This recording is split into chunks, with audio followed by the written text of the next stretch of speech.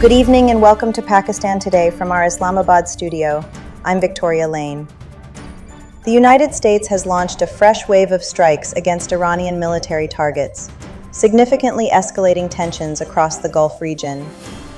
Iranian state media reported that U.S. strikes once again targeted the southern port city of Bushehr, home to Iran's only civilian nuclear power plant. At the same time, U.S. Central Command announced that it conducted a 7-hour operation, striking dozens of missile, drone, naval, and coastal defense targets near the Strait of Hormuz.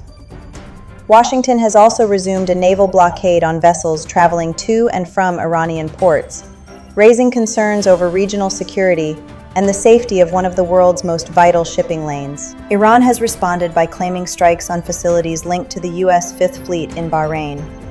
The Islamic Revolutionary Guard Corps said the targeted sites were used for command operations, logistics, fuel storage, and military equipment.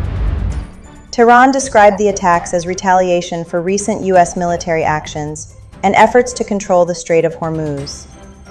Iran also warned that if its own oil and gas exports are disrupted, other regional energy routes serving the United States and its allies could also face disruption.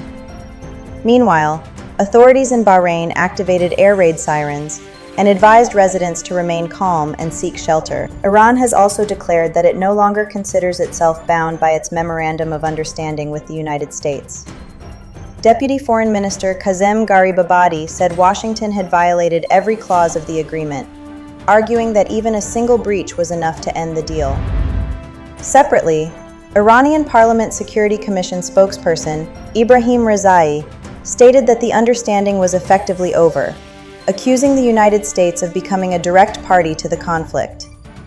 He also confirmed that a new action plan concerning the security of the Strait of Hormuz and the Persian Gulf has been submitted to Parliament for consideration. China has sharply criticized the United States over its military actions against Iran, accusing Washington of driving the Middle East toward greater instability.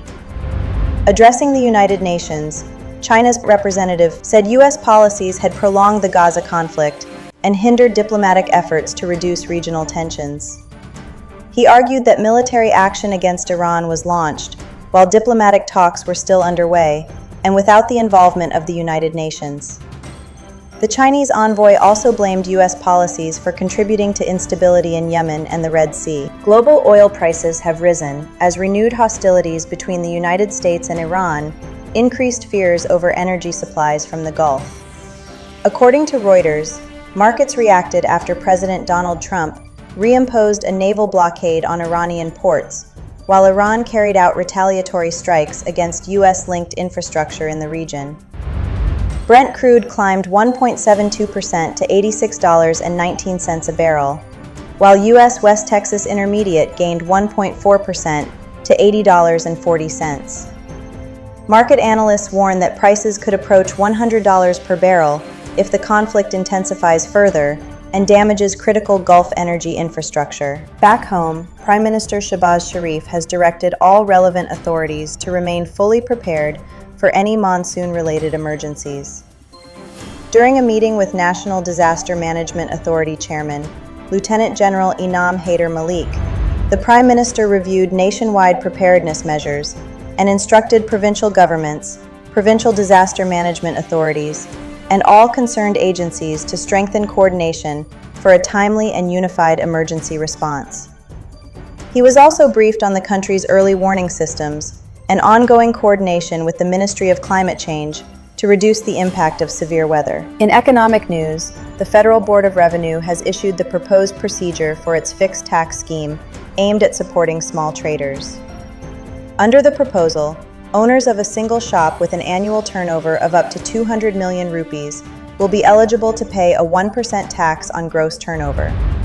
Registration will be available through the IRIS portal, the FBR mobile application, and designated tax offices. Eligible traders will receive a green plate, be exempt from mandatory POS machine requirements, and generally avoid routine tax audits. However, the FBR has warned that any misuse of the scheme or concealment of information could lead to legal action. Public feedback on the draft proposal has been invited over the next 7 days. That's all for now. You're watching Pakistan Today. I'm Victoria Lane.